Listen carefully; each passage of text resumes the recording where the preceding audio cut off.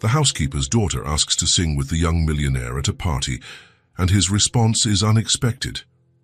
The sound of the piano echoed through the ballroom of the Carter mansion, but it was an empty sound. Nathan pressed the keys with technical precision, performing a classical piece he had played hundreds of times before.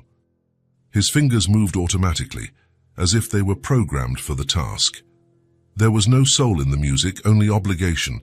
The party guests mingled in groups, champagne glasses in hand, their jewelry glittering under the crystal chandeliers.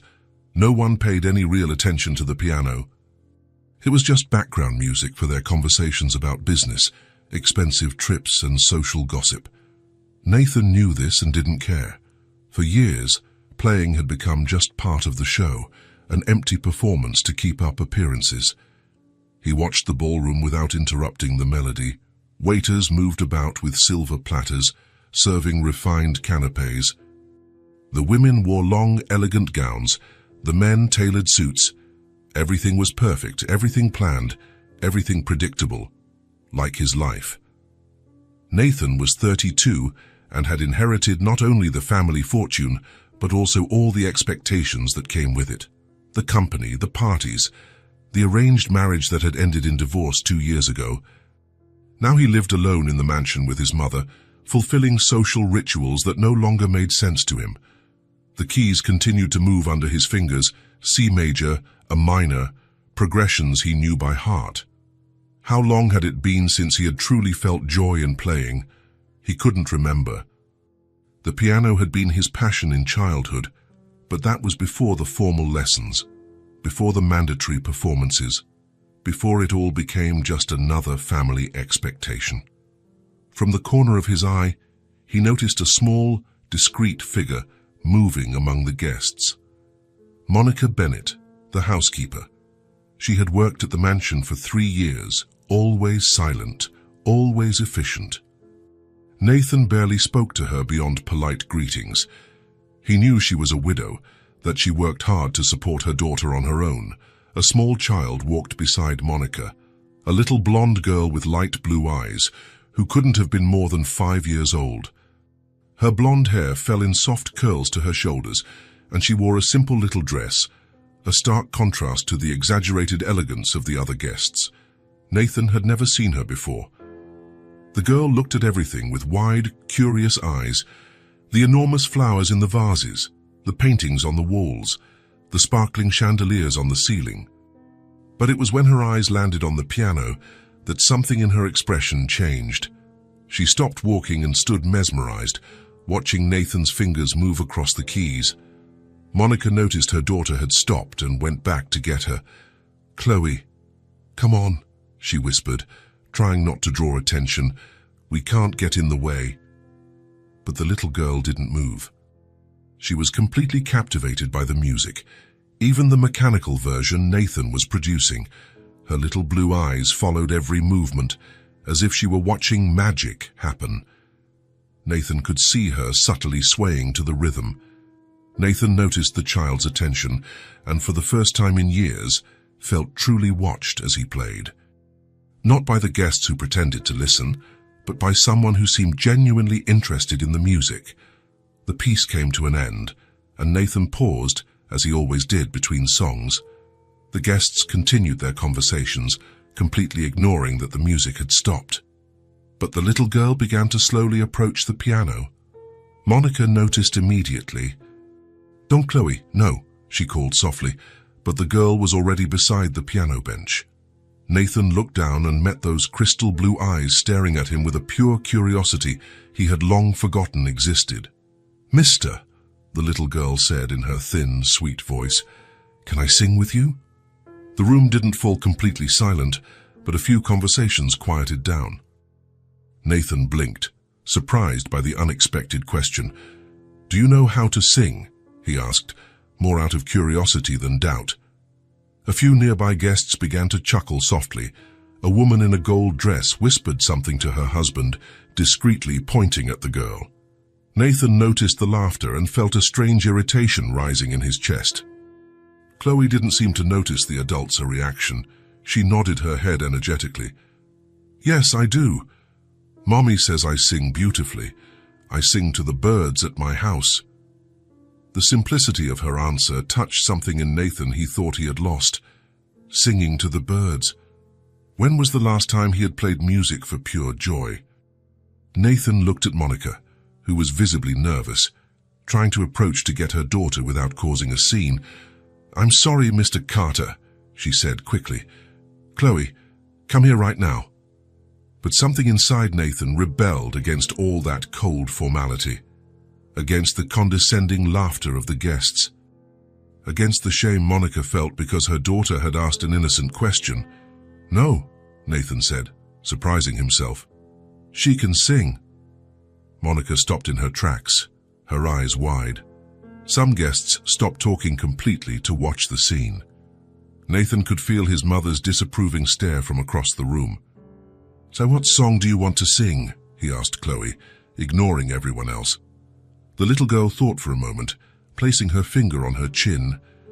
"Can it be one I made up?" Nathan almost smiled. When was the last time someone had offered him an original song? Of course. He began to play a simple melody in C major, something a child could easily follow. Chloe was silent for a few bars, just listening. Then she began to sing. What came from that 5-year-old's throat wasn't technically perfect. It didn't have the precision of a trained singer or the power of an adult voice, but it had something Nathan hadn't heard in years. Truth. Little bird flies high, high in the blue sky. He sings a little song that makes my heart shine. When I grow up, I want to fly too, and sing for everyone to hear. Chloe's voice was pure, sweet, and unpretentious. She sang with her whole body, swaying slightly to the rhythm, completely lost in the moment. And Nathan, for the first time in years, felt his hands respond to the music in a different way. Without realizing it, he began to improvise chords that complemented the girl's spontaneous melody. His fingers found notes that weren't in the formal repertoire he always played. He was creating real music, in the moment, reacting to the childlike voice that floated over the keys. The ballroom had fallen completely silent. All the guests had stopped to listen to this unlikely duo, an elite pianist and a 5-year-old girl creating music together. Chloe continued making up verses about birds, flowers, and dreams. She sang about a cat that wanted to fly, about stars that came down to play on Earth. Her imagination flowed freely, and Nathan found himself anticipating her next creations, his fingers dancing on the keyboard to accompany each new idea. It was then that Nathan realized something extraordinary. He was having fun. Truly having fun with music for the first time in decades. He wasn't worried about mistakes. He wasn't thinking about the audience's reaction. He was just creating. The spontaneous music took on a life of its own. Nathan added little embellishments, instrumental bridges that connected Chloe's improvised verses. She giggled with delight when she realized what he was doing and began to have a musical conversation with the piano. When the song came to an end, Chloe simply smiled and said, "All done." The silence that followed was different from any other Nathan had ever experienced. It wasn't the polite, disinterested silence he was used to. It was the silence of people who had truly stopped to listen. Then the applause began. Not the automatic, polished applause Nathan always received, but genuine, warm applause. Some people even approached the piano. "What a beautiful voice," said an elderly lady, smiling at Chloe. "She has a lot of talent," commented a man with grey hair. "And you, Mr. Carter, I've never seen you play with so much life." "That was magical," exclaimed a young woman. Chloe smiled shyly and hid a little behind the piano bench, but Nathan could see she was beaming with the positive attention. Nathan looked at her and felt something strange happening in his chest. It was as if something that had been dormant for years had awakened. The music he had just played had come from a place inside him he thought he had lost forever. "You sing very well," he said to Chloe, and this time his voice came out warmer than he intended. "Thank you," she replied, clapping her hands. "You play really pretty, too. Can I sing again another day?" The question hit Nathan like a lightning bolt. She wanted to come back. She wanted to create more music together. When was the last time someone had genuinely wanted to make music with him? Before Nathan could answer, Monica appeared beside her daughter, still visibly nervous. "Chloe, we've bothered Mr. Carter enough," she said, taking the girl's hand. "We need to go." Nathan watched the mother and daughter walk away and felt a strange urge to call them back. There was something about that little girl that had awakened a part of him he thought was dead. But the guests were already dispersing, returning to their conversations. He placed his hands on the keyboard again and began to play the next piece from his formal repertoire. But now the notes sounded different. Not empty like before, but filled with a recent memory. The voice of a child singing about birds and dreams. The party continued for another 2 hours.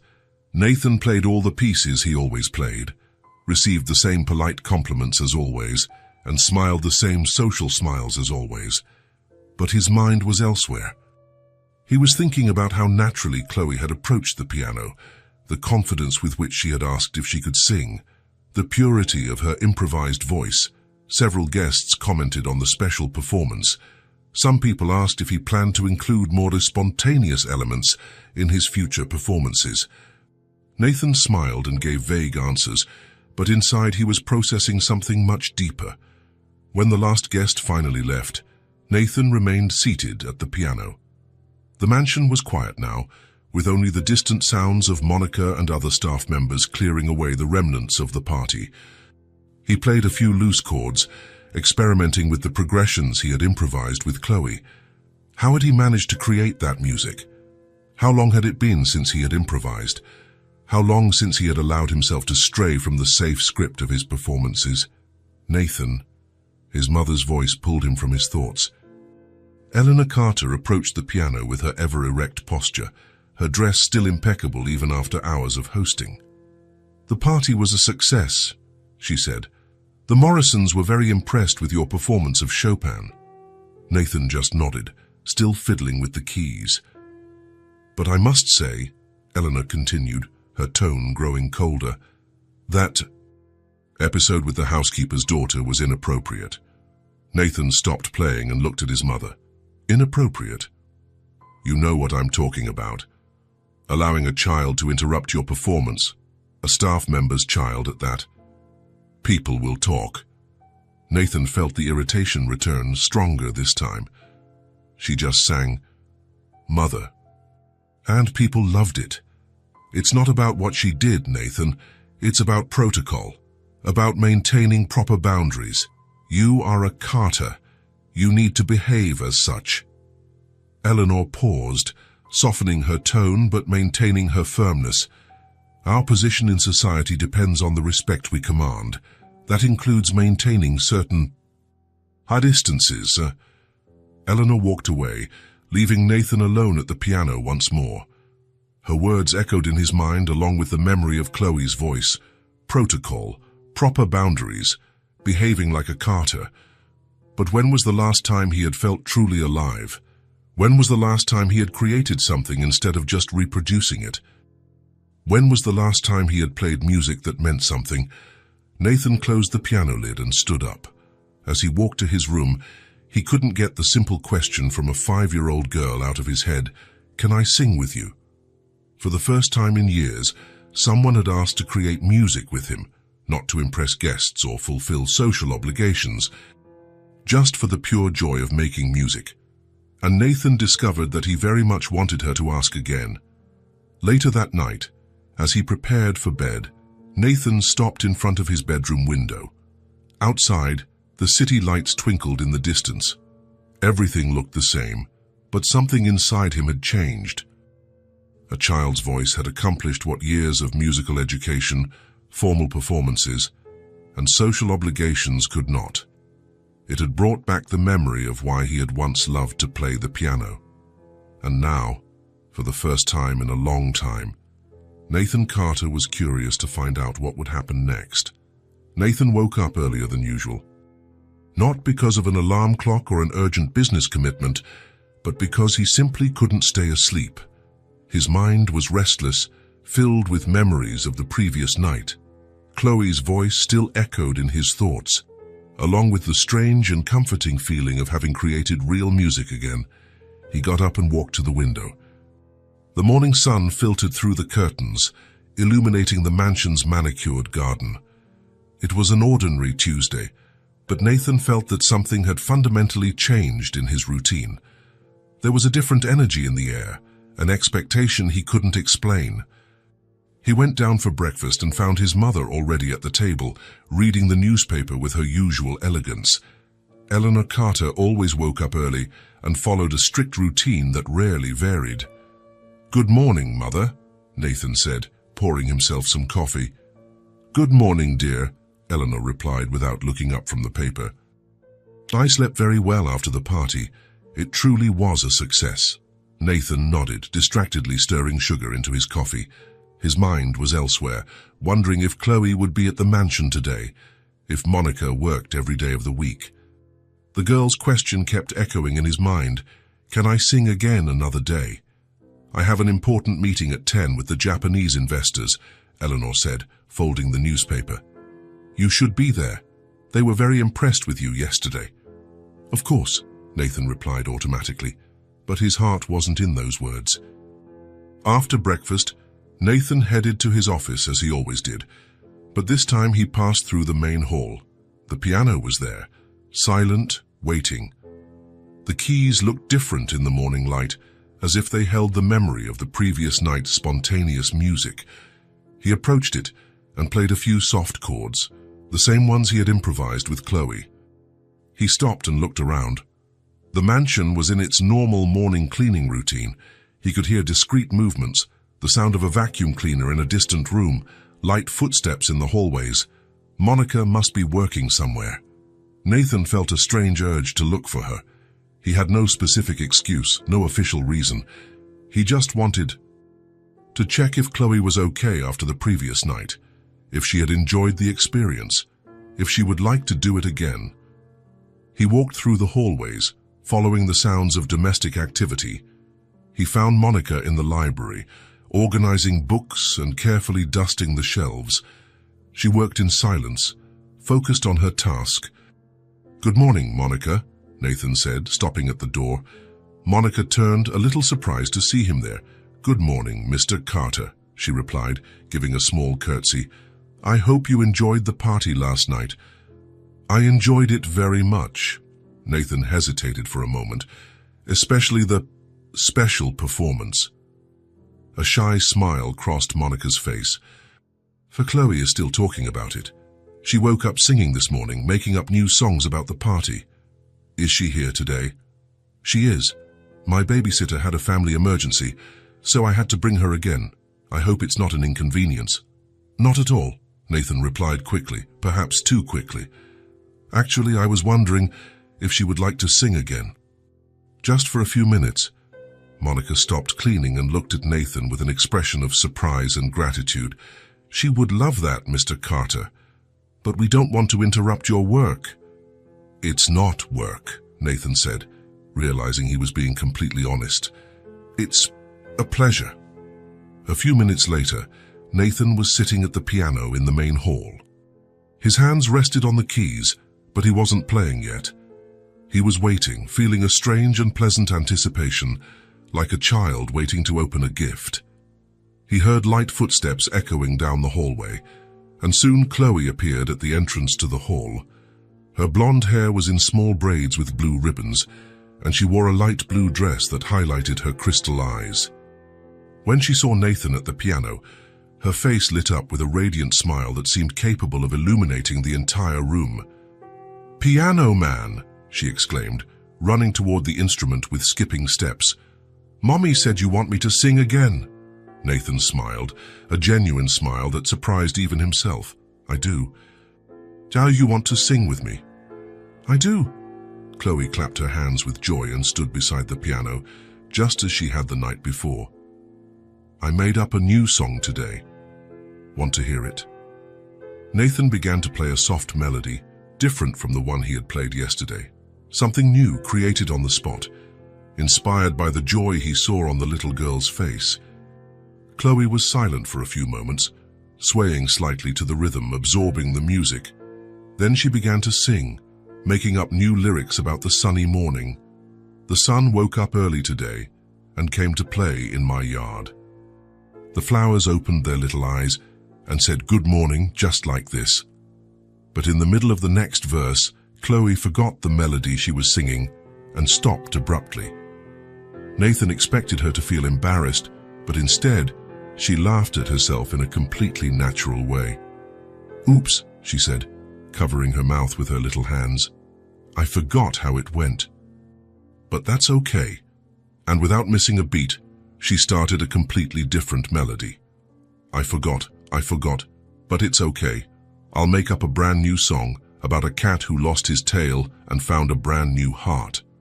The naturalness with which she handled the mistake fascinated Nathan. When was the last time he had allowed himself to make a mistake while playing? When was the last time he had improvised without fear of judgment?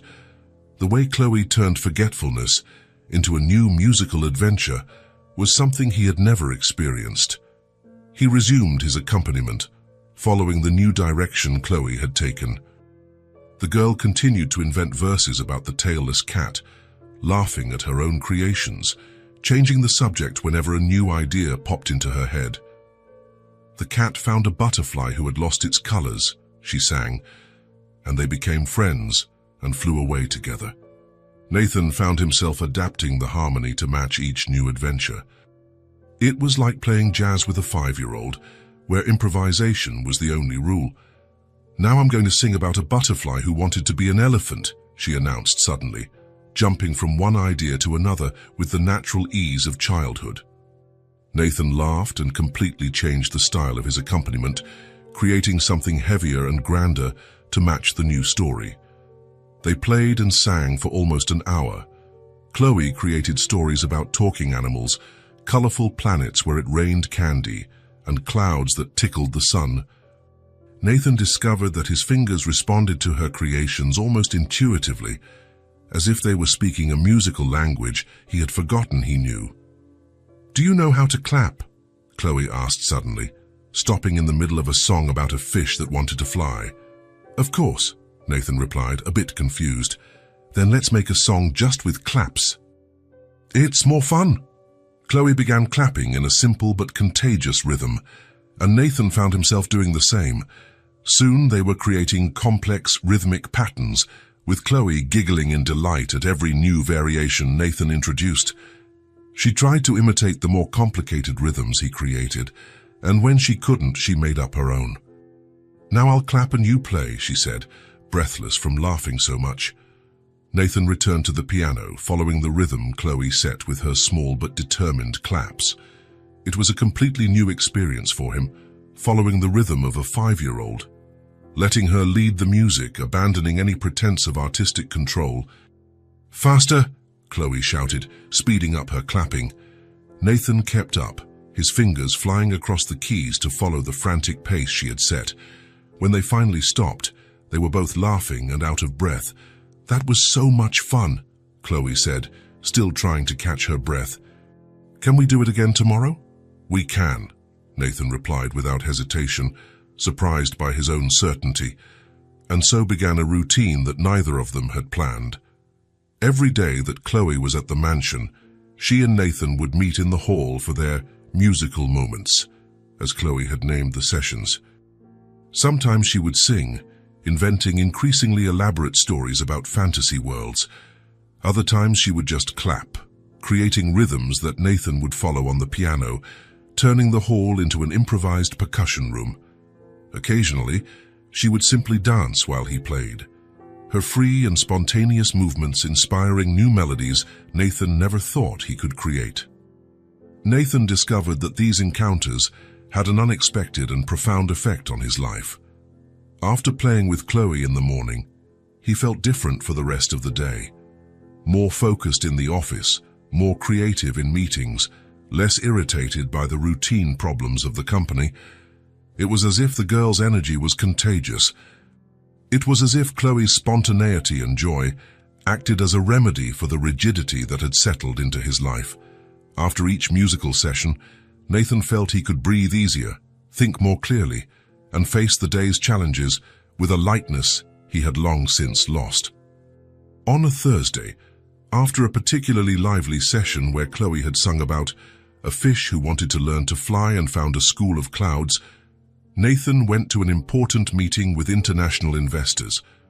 Traditionally, these meetings left him tense and tired, but this time he surprised himself by proposing creative solutions that impressed everyone present.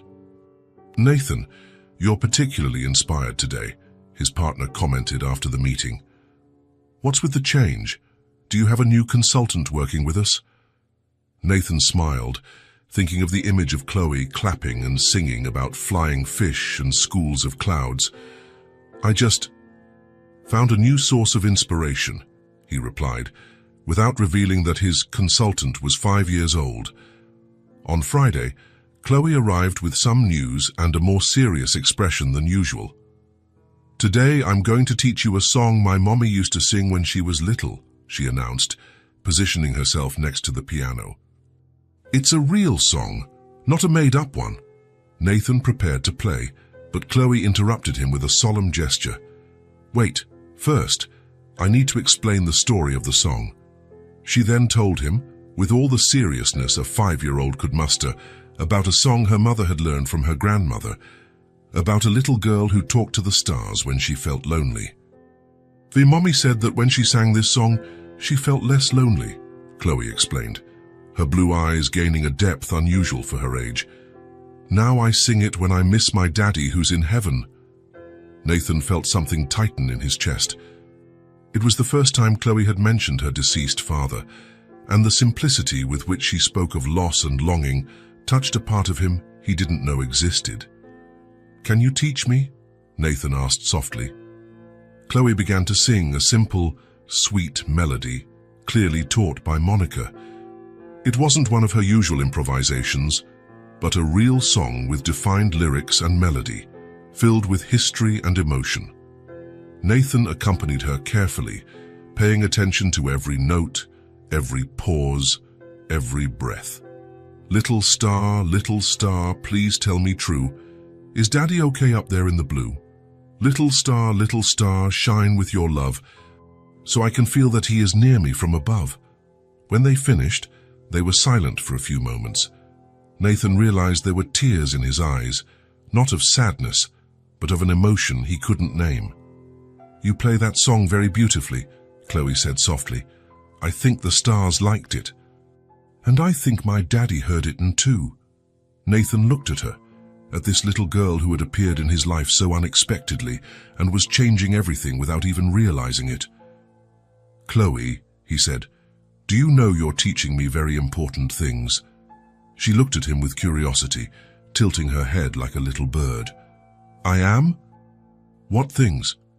"You're reminding me what it's like to play with music, what it's like to have fun playing the piano, what it's like to truly feel." Chloe smiled, as if that were the most natural thing in the world. "Music is supposed to be fun," she said, "and for speaking from the heart. Otherwise, what's it for?" Nathan laughed, a genuine laugh that echoed through the empty hall. "You're right," he said. "You're always right." That afternoon, after Chloe had left with Monica, Nathan remained at the piano. He played some of the melodies they had created together during the week, letting his hands wander freely over the keys. He realized he no longer played mechanically. Every note had a purpose, every chord carried emotion. It was as if Chloe had brought the keys back to life, as if the instrument had regained its lost soul. When Eleanor appeared in the hall, Nathan was playing an elaborate version of the song Chloe had taught him about the little girl and the stars. "What music is that?" she asked. "I don't recognize it." "It's a new song," Nathan replied, not stopping his playing. "Something I learned recently." Eleanor watched her son play for a few minutes. There was something different in his posture, in his touch, a lightness she hadn't seen in years. "You seem different lately," she commented. "More alive." Nathan smiled, thinking of the musical moments with Chloe, the spontaneous laughter, the rhythmic clapping, the sung stories of impossible worlds. "Maybe I'm learning how to have fun again," he said. That night, Nathan went to sleep, feeling something he had forgotten existed, genuine anticipation for the next day. Not for work commitments or social obligations, but for the simple joy of creating music with a 5-year-old girl who saw magic where he had learned to see only technique. Chloe had brought life back to the notes of the piano, but more than that, she had brought life back to a part of Nathan he thought he had lost forever. And for the first time in years, he was eager to discover what new musical adventure the next day would bring. The spontaneity of a child was restoring lightness to his life, one clap at a time, one made-up song at a time, one genuine smile at a time. Eleanor Carter had always made it a habit to observe.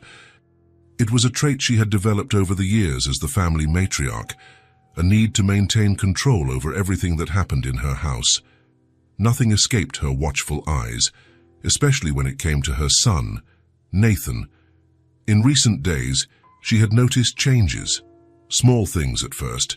Nathan waking up earlier, a lightness in his step, genuine smiles during breakfast. Changes that might have gone unnoticed by anyone else, but not by Eleanor. On Thursday morning, while reviewing correspondence in her office, Eleanor heard something unusual. Music coming from the main hall, but not the formal music Nathan usually played. It was something different, spontaneous, joyful, alive, and there was laughter. A child's laughter echoing through the mansion's corridors. Eleanor set her papers aside and went discreetly to the hall. She stopped at the entrance, hidden behind a marble column, and observed a scene that left her deeply disturbed. Nathan was at the piano, but he wasn't playing as he usually did. His movements were loose, natural, and he was smiling as he accompanied the high-pitched voice of a child. The housekeeper's daughter, Chloe, was next to the piano, singing a children's song about colorful butterflies.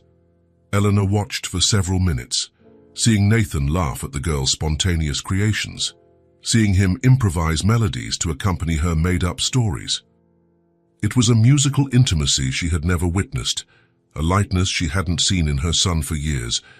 But instead of joy, Eleanor felt a growing unease. This wasn't right. It wasn't appropriate. Nathan was a Carter. He had responsibilities, a social position to maintain. And there he was, playing like an ordinary child with an employee's daughter. When the musical session ended and Chloe ran off, Eleanor remained hidden, watching Nathan. He stayed at the piano, softly playing the melodies he had created with the girl, a gentle smile on his face. Eleanor felt a tightness in her chest. It was the feeling that she was losing control, that her son was straying from the path laid out for him. During lunch, Eleanor observed Nathan discreetly. He seemed lighter, more present, showing an interest in life that she hadn't seen in a long time. In other circumstances, she would have been happy with the change.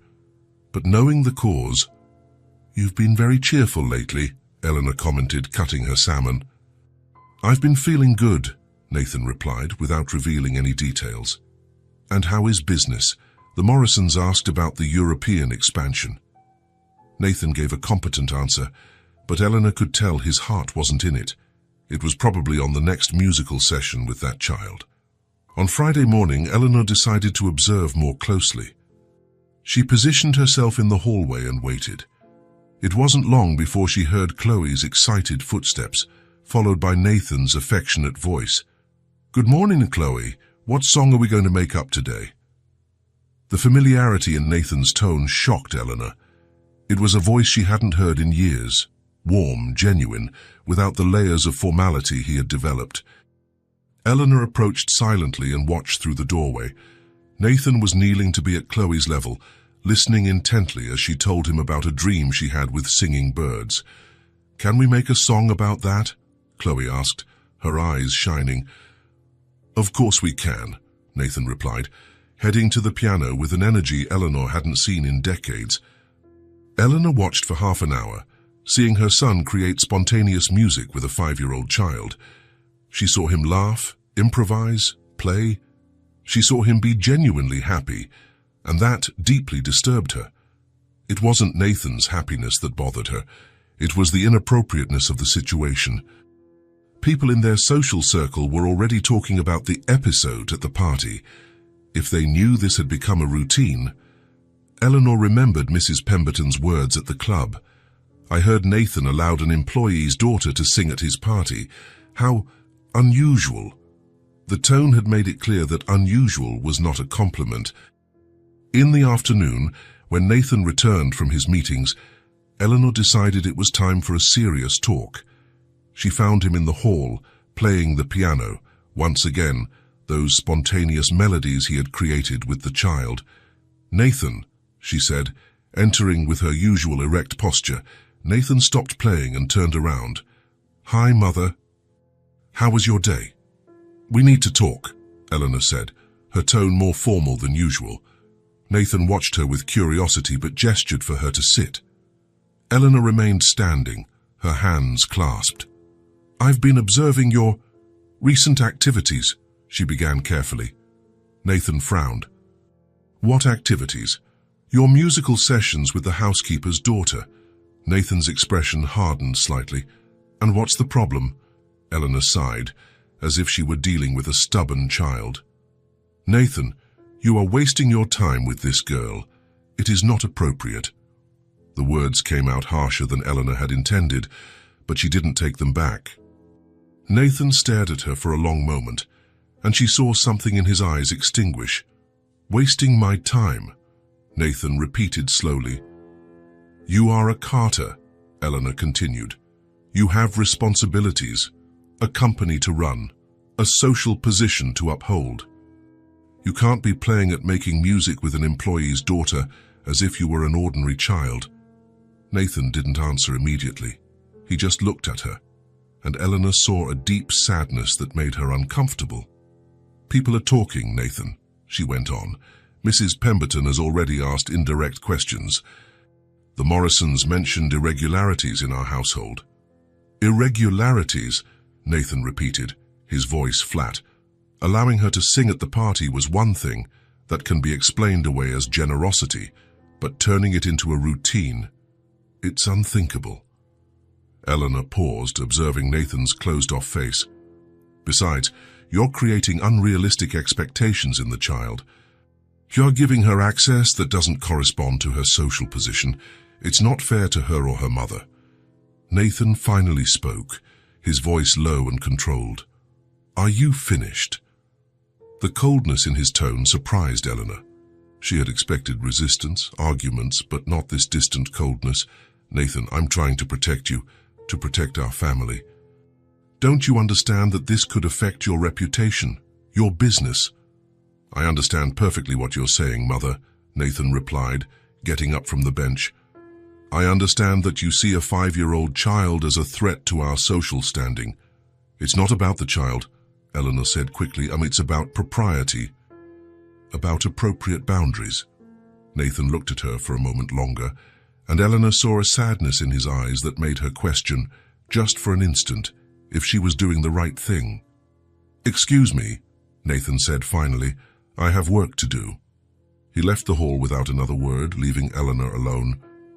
She stood there for several minutes, looking at the silent piano, feeling that she had won the argument but lost something more important. That night at dinner, Nathan behaved with the polite formality Eleanor knew well. He answered questions about business, commented on the news, and maintained civil conversation. But the lightness she had noticed in recent days was completely gone. Eleanor realized she had gotten what she wanted. Nathan was behaving like a Carter again. But seeing him so distant, so formally polite, she wondered if the price hadn't been too high. The family judgment had been passed, and the threat to the friendship was planted. Now it remained to be seen if Nathan would obey the expectations of generations. 2 days had passed since the conversation with his mother, and Nathan felt the weight of Eleanor's words echoing in his mind.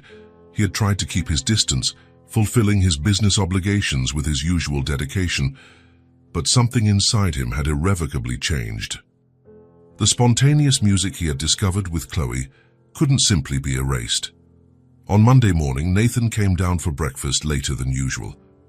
He had spent the previous night lying in bed, thinking about the conversation with Eleanor, about the harsh words like wasting time and inappropriate. But he also thought about Chloe's laughter, the purity of her voice, the genuine joy they had shared at the piano. When he reached the main hall, he stopped in surprise.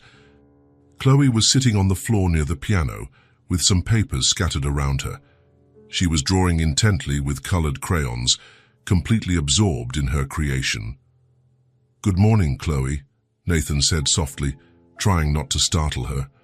She looked up, and her face lit up with that radiant smile Nathan had come to expect. "Say it, piano man," she exclaimed, but then her expression became a little more timid. "Mommy said you've been very busy with important work." Nathan felt a pang in his chest.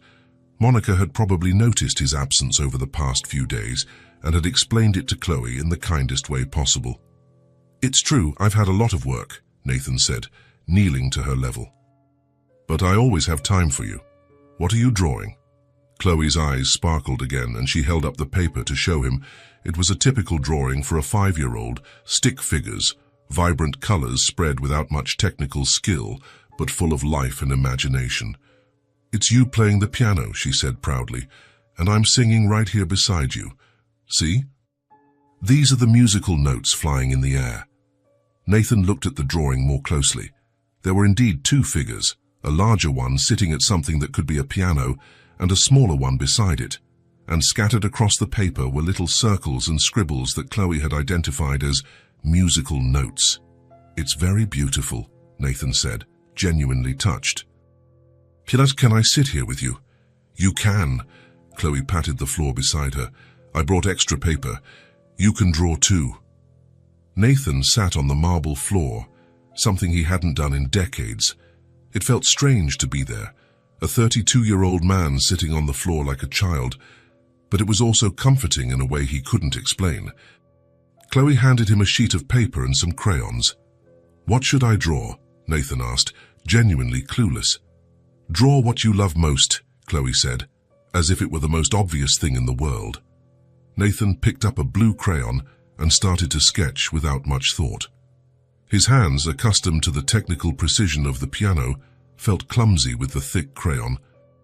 But there was something liberating about making movements without the need for perfection.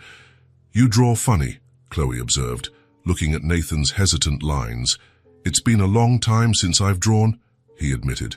"Why?" she asked, with the natural curiosity of childhood. Nathan stopped drawing for a moment, thinking about the answer. "When we grow up, sometimes we stop doing things we loved when we were kids." "That's silly," Chloe declared with the authority of a 5-year-old expert. "If you like it, you should keep doing it." The simplicity of the childish logic made Nathan smile. "You're right," he said. They continued drawing in silence for a few minutes. Nathan found himself creating abstract shapes, letting the crayon wander across the page without worrying about the result. It was a strange and freeing experience. "Piano man," Chloe said suddenly, without looking up from her drawing, "when I grow up, I want to be a singer. I want to sing like a little bird." The statement was made with such naturalness, such certainty, that Nathan stopped drawing and looked at her. Chloe continued coloring her paper, completely focused, as if she had just commented on the weather. "A singer," Nathan repeated softly. "Yep." Chloe looked up, her blue eyes shining with dreams. "I want to get on a stage and sing beautiful songs for people, and I want them to be happy like I am when I sing." Nathan felt something tighten in his chest, the purity of that dream, the certainty with which she expressed it, the way she saw music as something that should spread happiness. That's a very beautiful dream," he said, his voice coming out more emotional than he intended. "And you?" Chloe asked, tilting her head. "What's your dream?" The question caught Nathan off guard. When was the last time someone had asked him about his dreams? When was the last time he himself had thought about his own dreams? Nathan hesitated, searching for words. "I used to dream about music too." "Used to?" Chloe frowned. "And you don't dream anymore?" Nathan looked at his own hands, then at the silent piano. When I was little, like you, I loved playing the piano. I dreamed of being a musician, of creating beautiful songs, of playing for people and making them happy, just like you said. And what happened? Chloe asked, putting her crayon aside and giving Nathan her full attention. I grew up, Nathan said simply. I had to take on responsibilities, the family business, social commitments, expectations. Music became just a hobby, then a social obligation, until I stopped feeling joy when I played. Chloe watched him with those deep blue eyes, processing his words with the seriousness that children sometimes show. But you feel joy when you play with me, she said, as if it were a scientific fact. Nathan blinked, surprised by the observation. I do, he admitted. When I play with you, I remember what it was like to truly love music. Then you didn't lose your dream, Chloe declared. It was just sleeping, like Sleeping Beauty. The comparison made Nathan laugh, but there was a profound truth in those childish words. Maybe you're right, he said. I am, Chloe clapped her hands. And you know why? Because when you play with me, your eyes get sparkly just like mine do when I sing. Nathan felt tears sting his eyes. How could a 5-year-old see something he had taken years to realize? Chloe, he said softly, do you know you're very special? Mommy always says so, she replied with a smile. But you're special too. You make the piano really sing. Nathan looked at the piano, then at Chloe, then at the drawings scattered on the floor. There he was, a successful businessman, sitting on the floor, drawing with crayons and talking about dreams with a little girl. And he felt more alive than he had in years. You know what? Nathan said, picking up a green crayon and going back to his drawing. What? I think you helped me wake up my dream, like you said, just like Sleeping Beauty. Chloe giggled with delight. So now you're going to dream about music again? Nathan stopped drawing and looked at her. The question was simple, but it carried a weight she couldn't comprehend. To dream again would mean challenging expectations, confronting social pressures, perhaps disappointing people. But looking into those blue eyes full of hope and purity, Nathan felt something reignite within him. Not just the love for music, but the courage to pursue something that made him genuinely happy. Yes, he said, and this time his voice came out firm and certain. I'm going to dream about music again. Yay! Chloe clapped her hands again. And when I'm a famous singer, you can play the piano for me. It would be an honor, Nathan said, smiling. They returned to their drawings, but now there was something different in the air. Nathan felt as if a part of himself that had been buried for years was finally breathing again. Chloe's childlike view of dreams and music had rekindled in him not only a love for the art, but a belief that it was possible to live authentically. When Monica appeared in the hall looking for Chloe, she found them both sitting on the floor, surrounded by colorful drawings, talking excitedly about music and dreams. I'm sorry, Mr. Carter, Monica said. Chloe disappeared and Don't worry, Nathan said, standing up and helping Chloe gather the drawings. We were just rediscovering some important things. Chloe ran to her mother with her drawings. Mommy, look, the piano man drew with me, and he's going to dream about music again. Monica looked at Nathan with an expression of gratitude and curiosity. Your daughter, Nathan said, has a special gift for reminding people who they really are. As mother and daughter walked away, Nathan remained in the hall, looking at the piano. Eleanor's words still echoed in his mind, but now they were confronted by something stronger. The certainty that he had rediscovered an essential part of himself. Chloe's childlike view of dreams and music had reawakened what he had lost, and for the first time in years, Nathan Carter was ready to fight for it. Eleanor Carter woke up on Tuesday with a steely determination. The conversation she'd had with Nathan a few days ago had clearly not had the desired effect. In the morning, she had passed by the hall and once again seen the remnants of the cow's artistic sessions, drawing papers scattered about, forgotten crayons. The piano lid open, as if waiting for small hands and curious fingers. She could not allow this to continue.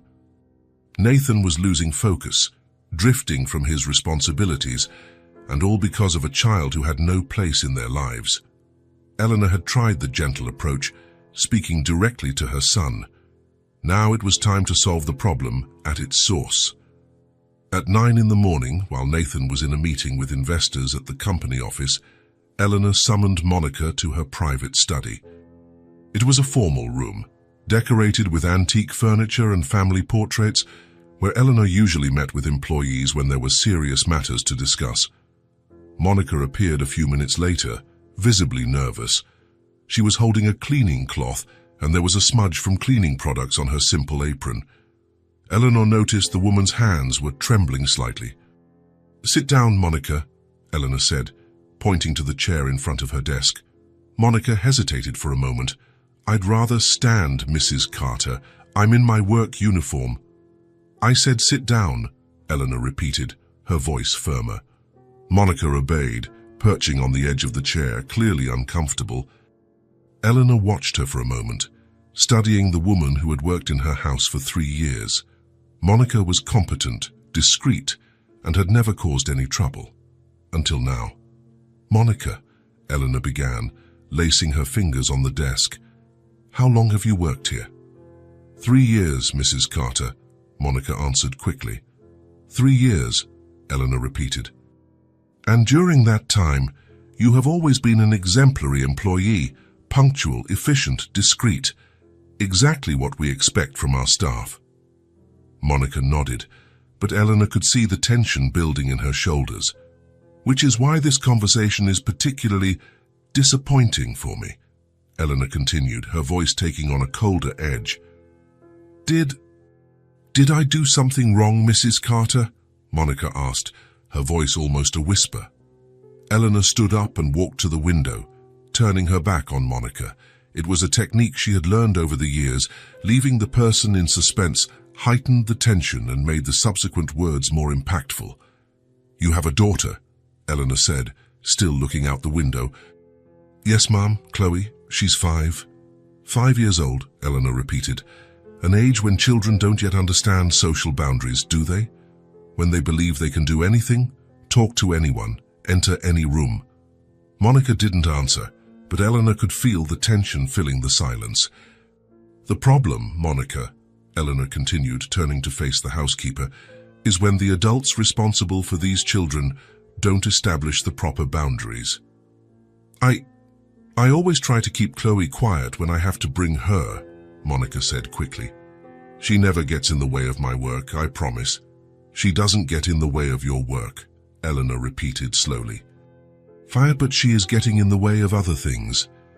Eleanor returned to her chair and sat down, fixing her eyes on Monica with an intensity that made the woman flinch slightly. "I'll be direct, Monica.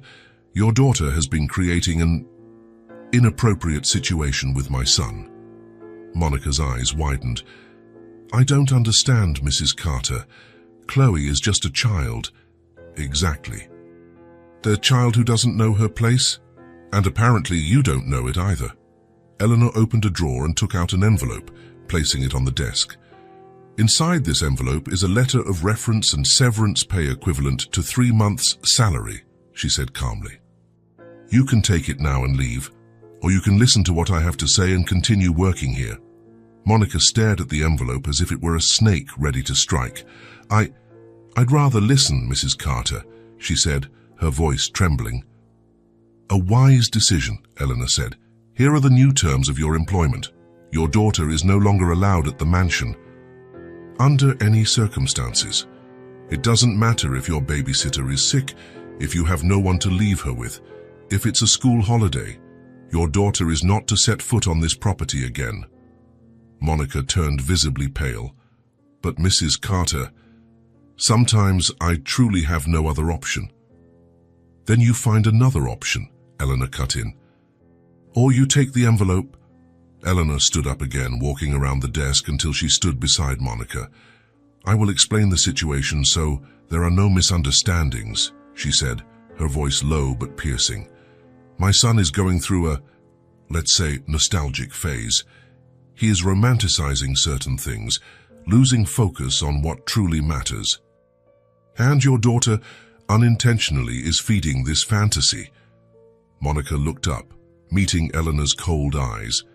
"He is a grown man with enormous responsibilities, a company, employees, social obligations. He cannot be playing at making music with a child as if he were an ordinary person." "Mrs. Carter," Monica said timidly, "Chloe just wanted to sing. She didn't do anything wrong." "I'm not saying she did anything wrong consciously," Eleanor replied. "I'm saying her presence here is causing a distraction that I can no longer tolerate."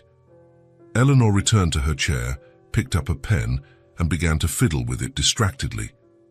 "Nathan needs to focus on his future, on his career, on finding a suitable wife from his own social class. He cannot be wasting time with childish musical fantasies."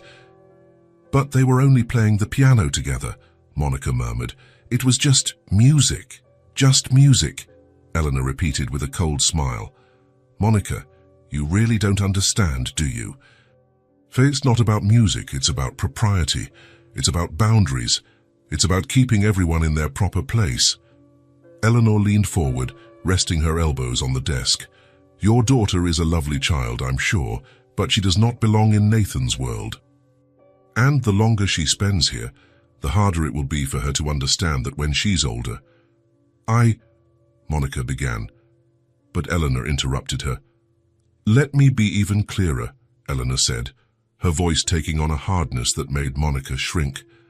"If I see your daughter on this property again, for any reason, you will be fired immediately. No references, no severance, no explanations." Eleanor paused, letting the words sink in. "And I can assure you it will be very difficult for you to find another job in any respectable household in this city. Our social network is small, Monica. People talk." Monica was visibly trembling now, her hands clutching the cleaning cloth as if it were a lifeline. "Do you understand what I'm saying?" Eleanor asked. "Yes, Mrs. Carter," Monica whispered. "Good. And so there are no temptations. I am increasing your salary by 20%. Consider it an incentive to find permanent arrangements for your daughter during your work hours." Eleanor stood up, indicating the conversation was over. "You are a good employee, Monica. It would be a shame to lose you over a situation that can be easily resolved." Monica stood as well, her legs clearly unsteady. "Yes, Mrs. Carter, I understand. Chloe will not come here again." "Excellent," Eleanor said, sitting back down. "You may return to your work now." Monica headed for the door but stopped when Eleanor spoke again. "Oh, Monica, if Nathan asks about your daughter, you are to say she's attending regular extracurricular activities, music, dance, whatever. Something to justify her permanent absence." "Yes, Mrs. Carter," Monica said, her voice barely audible. "And Monica," Eleanor called one last time, "this conversation stays between us." Entirely between us. After Monica left, Eleanor remained in her study for several minutes, feeling a mix of satisfaction and something that might have been guilt, but she quickly suppressed it. She had done what was necessary. She had protected Nathan's future, even if he couldn't see it at the moment. 2 days later, Nathan noticed the absence. On Thursday morning, he came downstairs expecting to find Chloe in the hall, as had become their habit, but he found only silence. The piano was closed. There were no drawing papers scattered about, no forgotten crayons. Nathan waited for an hour, then looked for Monica around the mansion. When he found her cleaning the library, he asked casually about Chloe. "Is she all right?" he asked. "I haven't seen her in a few days." Monica avoided his gaze, focusing intently on the bookshelf she was dusting. She started some activities at school. Mr. Carter, music, dance. She's there all day now." "Oh," Nathan said, feeling a strange pang of disappointment. "That's good for her." "Music is important. Monica just nodded, still not looking at him. On Friday, Nathan went to the piano in the morning, hoping that perhaps Chloe might appear. But again, only silence.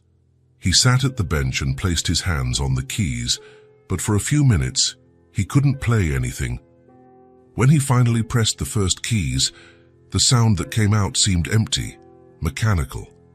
It was the same sound as before, technically correct, but soulless. Nathan tried to play one of the melodies he had created with Chloe, but without her childish voice accompanying him, the music seemed incomplete, purposeless. On Saturday, Nathan spent the entire morning trying to play. He tried classical pieces. He tried to improvise. He even tried singing the songs Chloe had made up by himself. But nothing worked. It was as if the magic had simply vanished. He realized, with painful clarity, that he had returned to his previous state. The piano was once again just an object, the notes just technical sounds without emotion. For a few precious days, he had rediscovered what it meant to create real music, to feel genuine joy in playing, and now that was gone. Nathan got up from the piano and walked to the hall window. Outside, the garden was perfect as always, but it seemed lifeless. Everything seemed lifeless again. It was then that he fully understood what Eleanor had said about living on autopilot.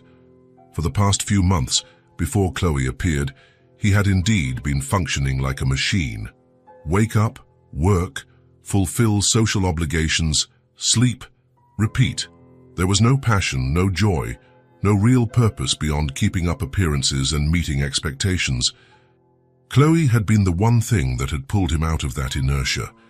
Her presence, her spontaneity, her pure vision of music had awakened parts of him he thought were dead. For a few days, he had felt alive again, and now, with her gone, the emptiness had returned with full force. Not just the absence of music, Marapux, but the absence of purpose, of joy, of authenticity.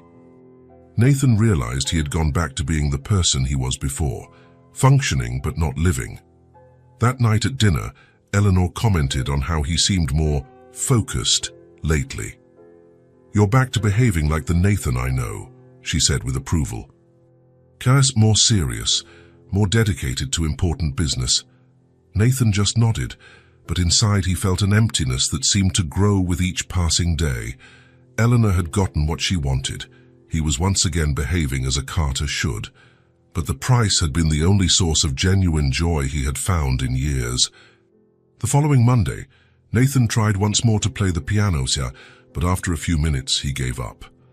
The instrument had gone back to being just expensive furniture, a social obligation, a soulless status symbol.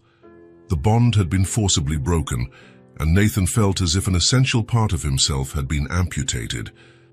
The emotional reversal was complete. The emptiness had returned deeper than before, because now he knew exactly what he was missing. 5 days had passed since Nathan had noticed Chloe's absence, and the feeling of emptiness only grew. He had tried to maintain his normal routine, business meetings, formal dinners with Eleanor, playing the piano in the mornings, but everything felt devoid of meaning. It was as if the color had been drained from his life, leaving only shades of gray. On Thursday afternoon, after a particularly tedious meeting about market expansion, Nathan found himself standing in the hall, staring at the closed piano. A week ago, that space had been filled with a child's laughter, improvised songs, and the infectious joy of a little girl who saw magic where he had learned to see only obligation. He could no longer pretend that everything was fine. He could no longer accept Monica's vague excuses about school activities. Something was wrong, and he needed to find out what. Nathan headed to the kitchen, where he knew he would find Monica finishing her tasks for the day.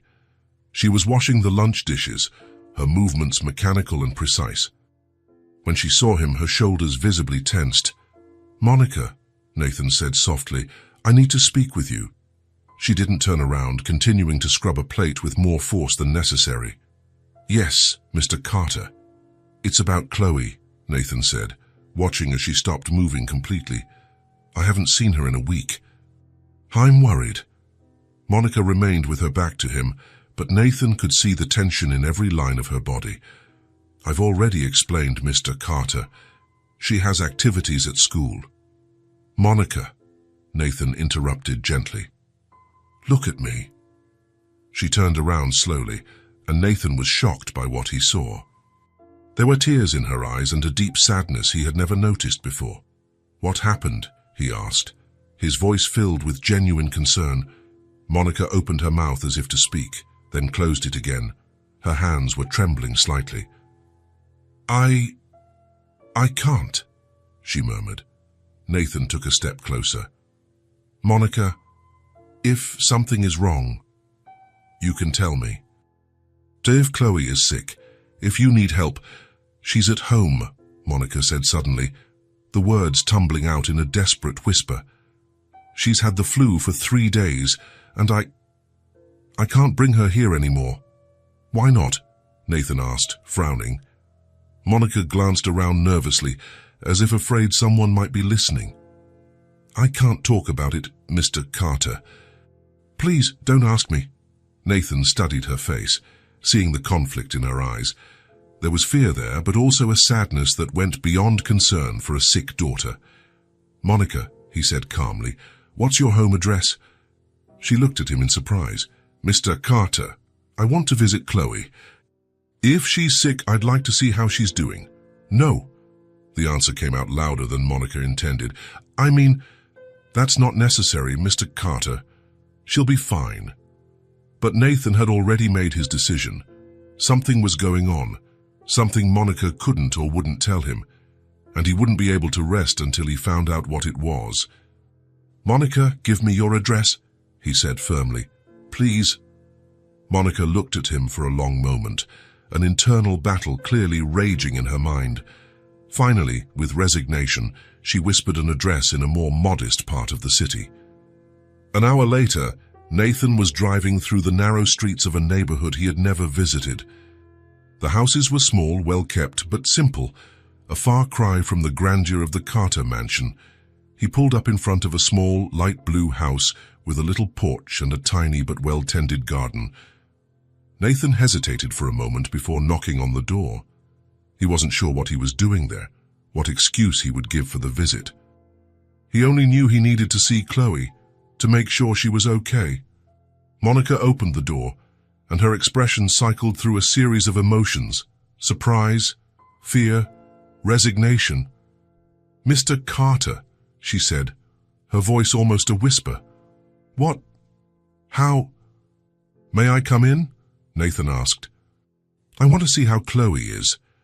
Monica glanced nervously behind her, then stepped aside to let him pass. The house was small but cozy, simple furniture, but everything was clean and tidy. On the walls were framed children's drawings, unmistakably Chloe's artistic work. She's in her room, Monica said, pointing to a partially open door. She's not feeling well. Nathan went to the room and stopped at the door. Chloe was lying in a small bed covered with a colorful blanket. Her blonde hair was messy, and she looked smaller and more fragile than he remembered. When she saw him, her blue eyes widened in surprise. Piano man, she said, her voice hoarse and weak. Dan, what are you doing here? Nathan entered the room and knelt beside the bed. I came to see how you are, he said softly. Monica told me you have the flu. Chloe nodded, but Nathan noticed there was something beyond physical illness in her eyes. There was a sadness that shouldn't exist on the face of a 5-year-old. Are you feeling better? He asked. I think so, Chloe said, but her voice lacked its usual cheerfulness. Mommy is taking care of me. Nathan looked around the small room. There were more drawings on the walls, and on a small table beside the bed, he saw a few sheets of paper with musical notes drawn on them. Clearly Chloe's attempts to reproduce music on paper. I see you're still drawing music, Nathan said, pointing to the papers. Chloe's face changed immediately, and she turned her head to the wall. I don't draw anymore, she said, her voice growing even sadder. Why not? Nathan asked, surprised. Chloe was silent for a long moment.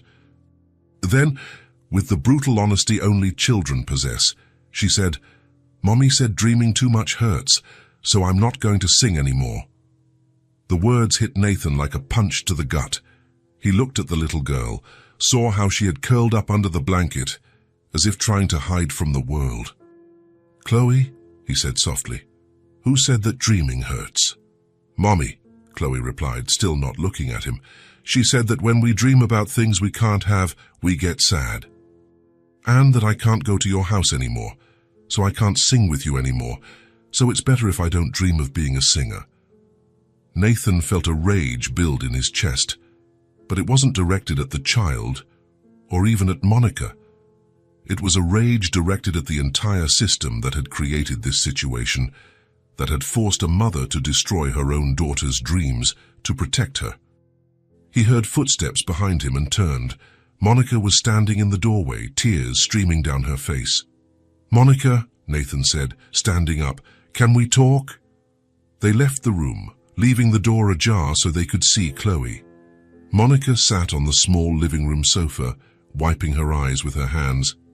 "Tell me what happened," Nathan said, sitting beside her. Monica looked at him, and Nathan saw all the pain of the last few days in her eyes. "Your mother," she said finally. "She called me into her office last week." Nathan felt his stomach clench. "What did she say?" "That Chloe couldn't come to the mansion anymore, that if I brought her again I would lose my job, and that it would be hard to find another job if she spread the word that I didn't respect proper boundaries."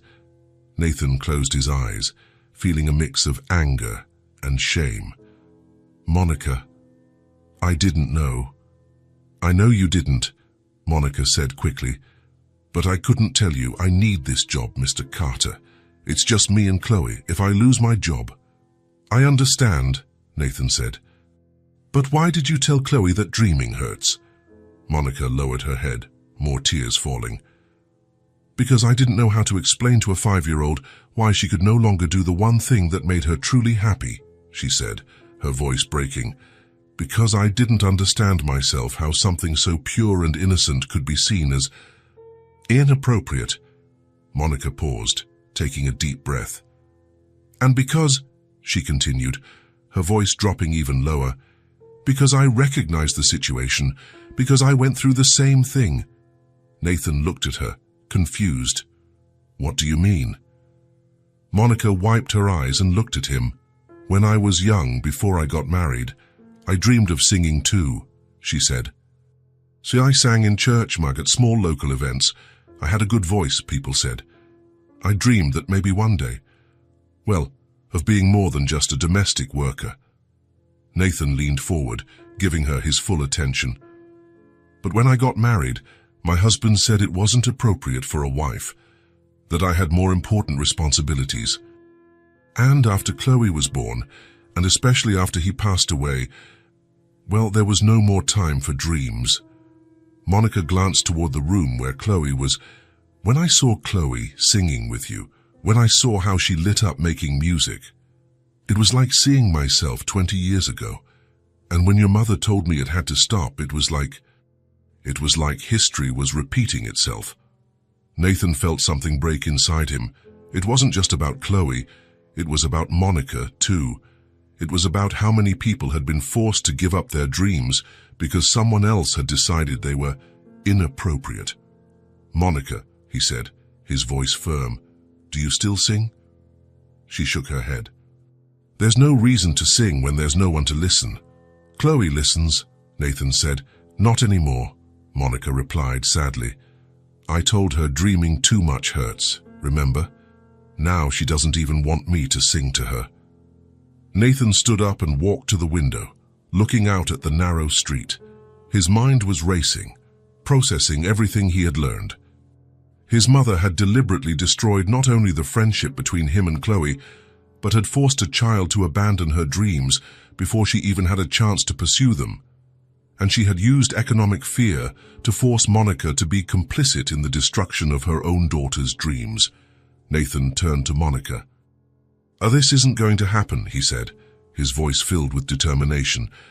"Mr. Carter, Chloe is not going to repeat your story. She is not going to abandon her dreams because someone decided they are inappropriate. Nathan went back to Chloe's room. The girl was still turned to the wall, curled up under the blanket. "Chloe," he said softly. She slowly turned to look at him. "Do you still want to be a singer?" Nathan asked. Chloe's eyes filled with tears. "Mommy said I can't." "What if I say you can?" Nathan asked. "What if I promise that I'll help you follow your dream?" Chloe looked at him with those enormous blue eyes, full of cautious hope. "But you can't play with me anymore," she said. "Mommy said you're too important and I'm just a little kid." Nathan felt his determination strengthen even more. "Chloe, I'm going to make you a promise," he said, kneeling by the bed again. "I will find a way for you to keep singing. I will find a place where you can learn real music, with teachers who will teach you to sing even better." "But Mommy said—" "Your mommy was trying to protect you," Nathan said. "But sometimes adults make mistakes when they try to protect children. Sometimes they protect them so much that they end up hurting them." Nathan glanced over his shoulder at Monica, who had appeared in the doorway. "Monica," he said, "can I speak with you in the living room?" They returned to the living room, and Nathan turned to face Monica. "I'm going to enroll Chloe in a children's music school," he said. "Her good school with qualified teachers. I'll pay for all the tuition, materials, everything that's needed." Monica looked at him in shock. "Mr. Carter, I can't accept—" "It's not charity," Nathan said firmly. "It's justice. It's correcting a wrong that my family committed." "But your mother—" "My mother doesn't need to know. At least, not at first. And when she does find out, it will be presented as a done deal." Nathan walked over to Monica and took her hands. "Monica, I understand why you did what you did. You were protecting your daughter the only way you knew how. But we can't let her grow up believing that dreams hurt." Monica started to cry again. "But what about my job? What if your mother finds out?" "Your job is safe," Nathan said. "I guarantee it. And if necessary, I will find you another job, one where you don't have to choose between supporting your daughter and nurturing her dreams." Nathan paused, looking into Monica's eyes. "And maybe," he said softly, "it's time for you to start singing again, too." Monica looked at him in surprise. "Me? Why not? Chloe can learn about formal music at school, but she can also learn about passion and love for music from you, if you want." From the bedroom, they heard Chloe's weak voice. "Mommy, piano man. Can I sing just a little bit?" Nathan and Monica looked at each other, and for the first time in days, Monica smiled. "You can, my love," she said. "You can sing as much as you want." And then, from the small bedroom, came a child's voice, still hoarse from the flu but filled with hope. "Little bird flies high, high in the blue sky. He sings a little song that makes my heart shine." Nathan felt tears sting his eyes. The melody Chloe had created the first time they sang together was still there, preserved in her memory and her heart. "Nathan," Monica said softly, "thank you." "No," Nathan replied. "Thank you. You two have taught me something I had forgotten, that dreams don't hurt. What hurts is giving up on them." In that moment, in the small apartment, Nathan did more than promise to enroll Chloe in a music school. He promised himself that he would not let the world destroy any more dreams because of social propriety. The child's dream was about to take shape, and Nathan was determined to ensure that this time it would be different. 3 weeks had passed since Nathan had enrolled Chloe in the Harmony Children's Music School. It was a small but respected institution specializing in music education for children. Nathan had chosen it carefully, visiting several schools until he found one that valued both technique and the natural creativity of children. Now, after several lessons, Chloe had transformed. Her initial shyness had given way to a growing confidence, and she came home every week with new things to show. On a Thursday afternoon, Nathan was in his office when he received a call from Monica. "Mr. Carter," she said, her voice filled with joy. "Chloe is desperate to show you what she learned today. She said she won't go to sleep until she sings for you." Nathan smiled, closing the financial report he was reviewing. "I'll be there in 20 minutes, he said. The routine had established itself naturally.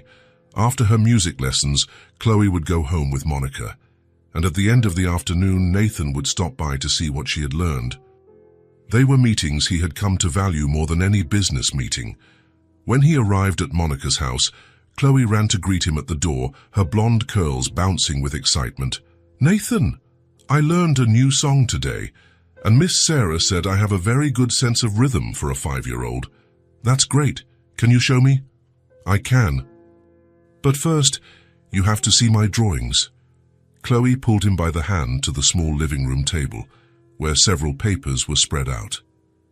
Nathan knelt to examine the drawings and was impressed by her progress.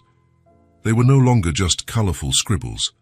There were circles organized in lines, representing musical notes. Some had stems drawn up, others down. There were even attempts at drawing treble clefs, though they were still a bit crooked. "Miss Sarah taught me how to draw the notes," Chloe explained proudly. "Look, this is a whole note. That sings for a long time. And this one here is a quick note that sings super fast." Nathan picked up one of the drawings and studying it carefully. "This is incredible, Chloe. You're learning to write music." "I am. And look at this one."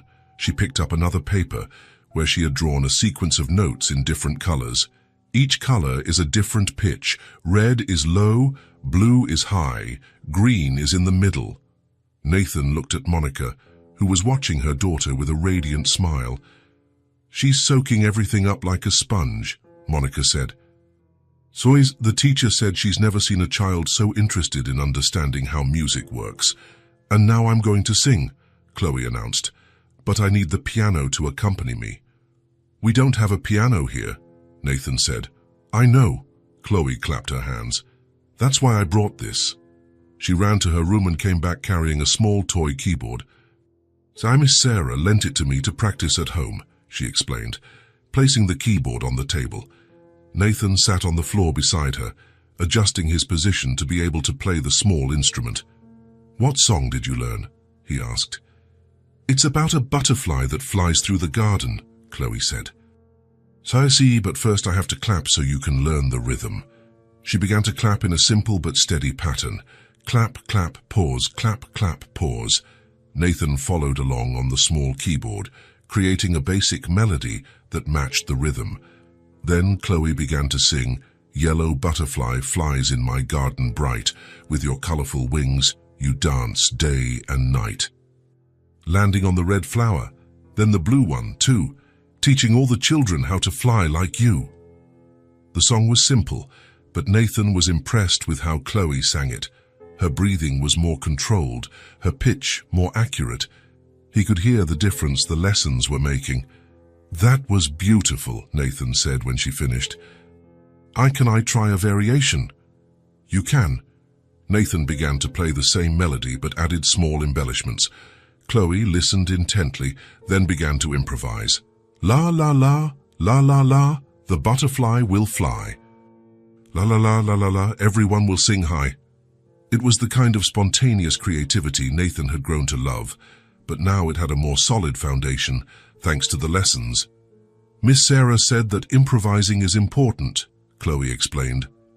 She said music isn't just about singing like everyone else, but also about creating new things. "Miss Sarah is right," Nathan said. They spent the next hour creating variations of the butterfly song, experimenting with different rhythms and melodies. Monica joined them, first just listening, then humming along. "A piano man," Chloe said, her voice turning more serious. "Can I tell you a secret?" "Of course." Before, when Mommy said, "Dreaming hurts," I stopped singing, even when I was alone in my room. But now I sing all the time. The music came back to live inside me. Nathan felt a deep emotion spread through his chest. "And you know why?" Chloe continued. "Because you showed me that dreams don't hurt when you have someone who believes in you." Nathan looked at Monica, who had tears in her eyes. "You didn't just enroll her in school," Monica said softly. "You brought hope back to our family." On the way back home, Nathan reflected on how his life had changed. The routine that was once suffocating now had new meaning. His mornings at the piano were no longer just technical obligations. He practiced thinking about songs he could teach Chloe, or creating arrangements for the songs she learned at school. Even at work, Nathan found he was more focused and creative. It was as if music had awakened a part of his brain that had been dormant. He was balancing the company better with the pleasure of playing, and both were benefiting. The following week, Nathan had an important meeting with Japanese investors.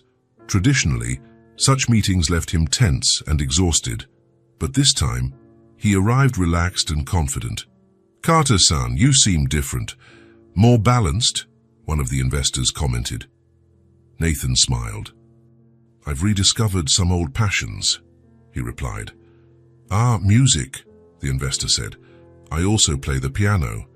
It is true that music clears the mind for business." The conversation extended beyond numbers, creating a human connection that resulted in one of the best deals Nathan had closed in years. The following Saturday, Nathan went to watch Chloe's class give their first performance at the school. It was a small recital for parents, where each child would sing a song they had learned. When it was Chloe's turn, Nathan felt an anxiety he hadn't experienced since his own childhood performances. She walked onto the small, makeshift stage, wearing a blue dress Monica had bought especially for the occasion. "This song is about following your dreams," Chloe announced to the small audience. "I dedicate it to my mommy and to my friend Nathan, who taught me that dreaming doesn't hurt." She began to sing a version of the Butterfly song, but she had added her own verse. "The butterfly teaches us to never give in. Even when the strong wind tries to knock us down, with courage and with music we can always win. And make all of our dreams come true." Nathan felt tears sting his eyes. There was a 5-year-old child singing about perseverance and dreams with a conviction that many adults had lost.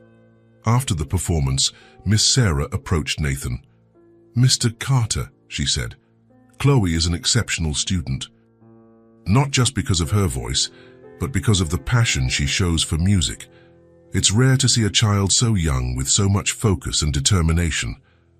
"She's always been that way," Nathan replied. "She just needed an opportunity to show it. And she was lucky to have someone who believed in her," the teacher said. Many talented children never get that chance. Later, as they were leaving, Chloe took Nathan's hand. "Nathan," she said, "thank you for giving me the music school." Nathan stopped walking and knelt to her level. "Chloe," he said, looking directly into the girl's blue eyes, "I want to tell you something important." She looked at him with full attention. "I'm not just going to give you the music school," Nathan said, his voice filled with emotion and determination. "I'm going to take care of your future. I will always be a part of your life." Chloe's eyes widened. "Always and forever." "Always and forever," Nathan confirmed. "I'll be there when you have your first big performance, when you get into the conservatory, when you become the singer you dream of being. And I'll be here on the tough days too, to remind you that dreams are worth it." Chloe threw her arms around him, and Nathan hugged her tightly. "Thank you for helping me fly," she murmured in his ear. Nathan looked over Chloe's head and saw Monica watching them, tears of gratitude streaming down her face. In that moment, Nathan realized his transformation was complete. He had been a man trapped by luxury and an automatic routine, functioning without truly living. Now he had found a purpose that went far beyond profits and social status. Music had become his source of balance and humanity. Through the purity of a 5-year-old child, he had rediscovered not only the pleasure of playing, but the joy of nurturing dreams and enabling others to reach their potential. Chloe, in turn, was taking the first concrete steps toward her dream of being a singer, with a solid foundation of musical education and, more importantly, with someone who unconditionally believed in her talent. And Monica, who once lived in fear of dreaming, now watched her daughter flourish and had rediscovered her own voice, recognizing the sincerity of Nathan's intentions. It was the closing of one chapter and the beginning of another. A man who had lived on autopilot had found meaning through the purity of a child, and a 5-year-old girl had someone ensuring that her dreams would not only survive but thrive. Music had saved all of them, in different but equally profound ways.